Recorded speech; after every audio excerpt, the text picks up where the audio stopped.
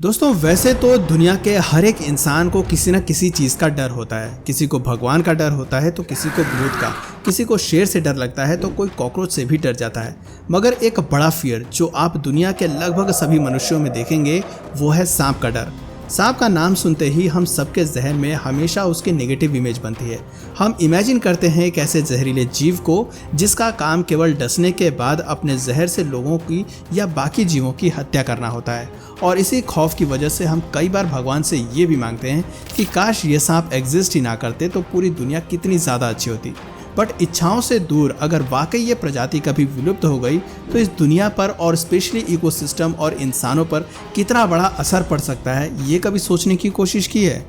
अगर नहीं तो दिमाग के घोड़े दौड़ाना बंद करो, क्योंकि आज के इस वीडियो में हम इसी सिनेरियो के ऊपर हर एक पहलू को बड़ी डिटेल में जानने वाले हैं। इसी बात पर बिना वक्त ज़ाया करे चलिए शुरू करते हैं आज के इस एपिसोड को।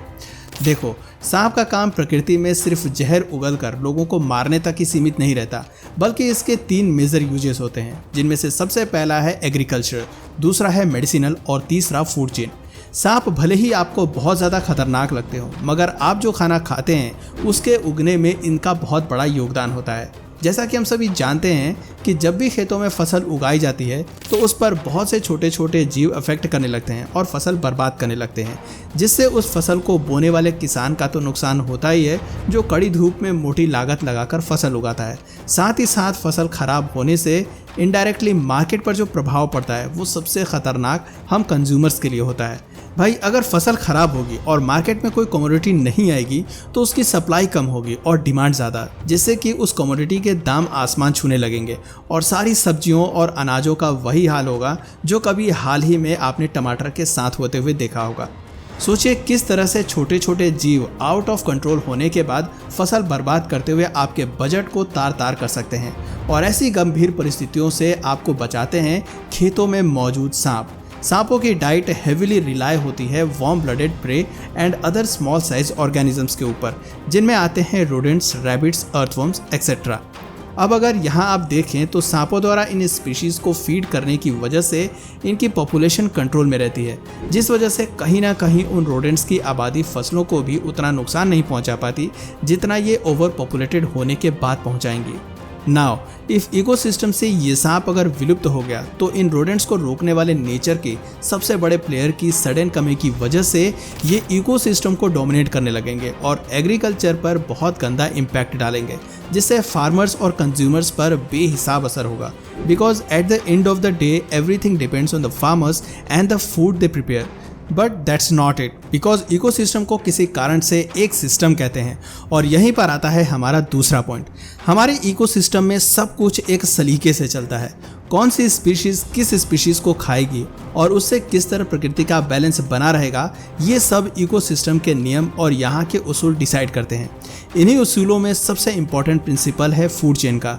जो सबको सफिशिएंट न्यूट्रिशन प्रोवाइड करने के साथ साथ ये इंश्योर करता है कि नेचर में हर एक तरह की स्पीशीज़ और प्रेडेटर का बैलेंस बना रहे। फूड चेन के हिसाब से सांप रोडेंट्स को खाते हैं और पक्षी जैसे कि मोर, चील वगैरह सांपों को।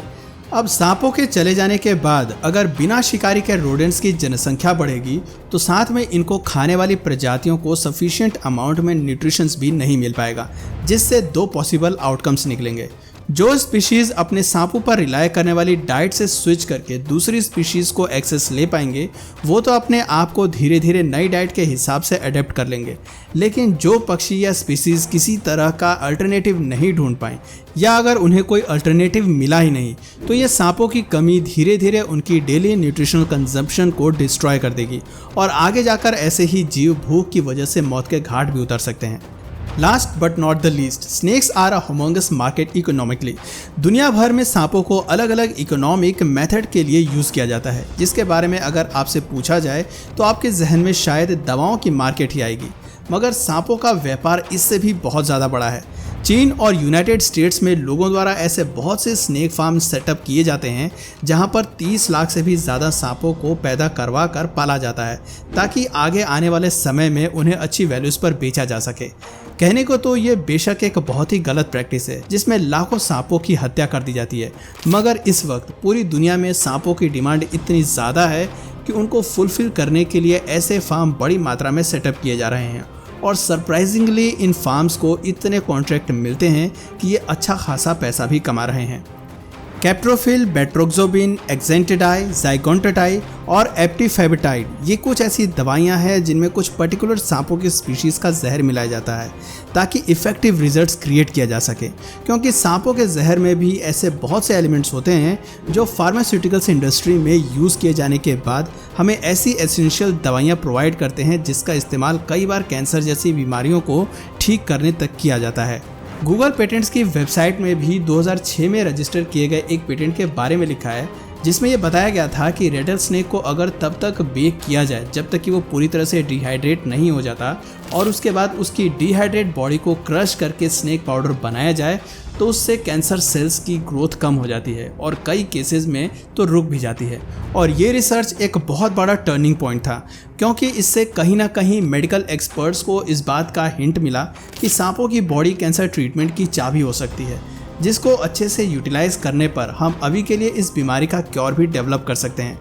वैसे बात हो अगर अजीबोगरीब कारनामों की और हमारे सबसे अजीबोगरीब पड़ोसी मुल्क का नाम ना आए, ऐसा कैसे हो सकता है। चीन का एक गांव है जिसी कियाओ नाम से, जो वहां के जिंगसी टाउन में मौजूद है और यहाँ की कहानी बड़े मज़ेदार है। इस गांव के लोग 1980 के दशक से स्नेक फार्मिंग कर रहे हैं और यहाँ 1, 2, 50 या 100 नहीं बल्कि करीब 800 परिवार आज की डेट में इसी काम के सहारे अपना घर चला रहे हैं। यहाँ एक साल में 3 मिलियन से ज़्यादा सांपों को रेज किया जाता है और फिर अलग अलग इंडस्ट्रीज़ में बेच दिया जाता है। एग्जाम्पल के तौर पर चीन में लोग सांपों को खाते भी हैं, पर सांपों की अच्छी डिशेज सिर्फ कुछ प्रीमियम और क्लासी रेस्टोरेंट्स में ही मिलती है। इस गांव के लोग ऐसे ही कोई भी सांप नहीं पालते, बल्कि ये डिमांड के हिसाब से कुछ पर्टिकुलर और स्पेसिफिक प्रजाति के सांपों को ही पालते हैं जिनकी मार्केट में अच्छी कीमत मिल सके। और फिर इस गांव के लोग अंत में इन सांपों को उन रेस्टोरेंट्स में बेच देते हैं जो रेस्टोरेंट्स अपनी डिशेस बनाने में और कस्टमर को सर्व करने में इनका इस्तेमाल करते हैं।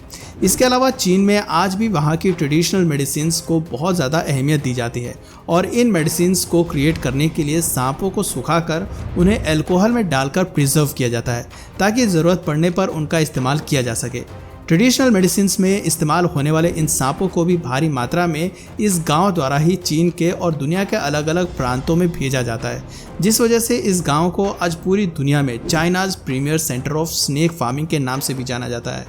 स्नेक इन्फ्यूज्ड वाइन, जिस राइस वाइन के अंदर सांप को डालने के बाद प्रिपेयर किया जाता है, वो भी चाइना और यहाँ के आसपास के इलाकों में काफ़ी ज़्यादा कंज्यूम की जाती है और ये भी एक बड़ा सेक्टर है जो सांपों की डिमांड करता है। अगर कल को अचानक से सांप विलुप्त हो गए तो न सिर्फ इस गांव के 800 परिवारों के साथ दुनिया भर के अलग अलग कोनों में मौजूद लाखों लोग बेरोजगार हो जाएंगे, बल्कि आज सांपों के जहर या उनके अलग अलग ऑर्गन्स से एक्सट्रैक्ट करके बनाई जाने वाली दवाइयों के माध्यम से लोगों की जिंदगियां लगातार बचाई जा रही हैं। वो दवाइयां भी मार्केट से खत्म होने लगेंगी, जिसका असर कहीं ना कहीं इंसानों की मेडिकल डेवलपमेंट और डेथ रेट पर भी पड़ेगा। वैसे तो ये एक बहुत ही हाइपोथेटिकल सिचुएशन है जिसके रियल लाइफ में सच होने के बहुत कम चांसेस हैं, क्योंकि इस वक्त भले ही सांपों की कुछ प्रजातियां इंडेंजर्ड हों, मगर इन जनरल दुनिया में ढेर सारे सांप आज भी भारी मात्रा में पाए जाते हैं और उनकी आबादी भी लगातार बढ़ रही है, जिससे कि क्लाइमेट चेंज इस स्पीशीज़ को अफेक्ट करेगा।